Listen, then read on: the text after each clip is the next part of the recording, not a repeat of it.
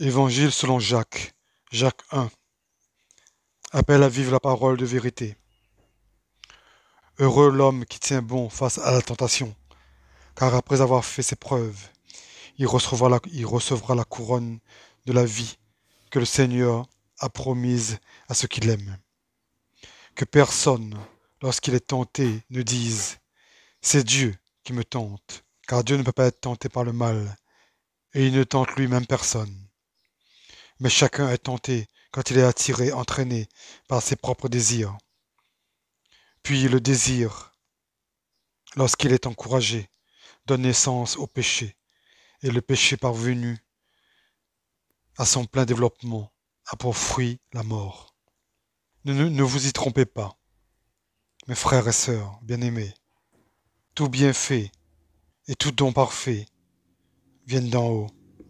Ils descendent du Père des Lumières, en qui il n'y a ni changement, ni l'ombre d'une variation, conformément à sa volonté. Il nous a donné la vie par la parole de vérité, afin que nous soyons, en quelque sorte, les premières de ses créatures. Ainsi donc, mes frères et sœurs, bien-aimés, que chacun soit prompt à écouter, lent à parler, lent à se mettre en colère, car la colère de l'homme n'accomplit pas la justice de Dieu. C'est pourquoi, rejetez toute souillure et tout débordement dû à la méchanceté, et accueillez avec douceur la parole qui a été plantée en vous et qui peut sauver votre âme. Mettez en pratique la parole et ne vous contentez pas d'écouter en vous trompant par de faux raisonnements.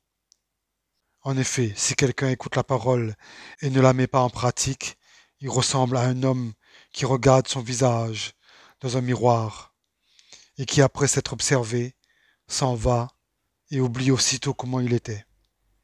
Mais celui qui a plongé son regard dans la loi parfaite, la loi de la liberté, et qui a persévéré, celui qui n'a pas oublié ce qu'il a entendu, mais qui se met au travail, celui-là sera heureux dans son activité. Si quelqu'un parmi vous croit être religieux alors qu'il ne tient pas sa langue, mais trompe son propre cœur, sa religion est sans valeur. La religion pure et sans tache devant Dieu notre Père consiste à s'occuper des orphelins et des veuves dans leur détresse et ne pas se laisser souiller par le monde.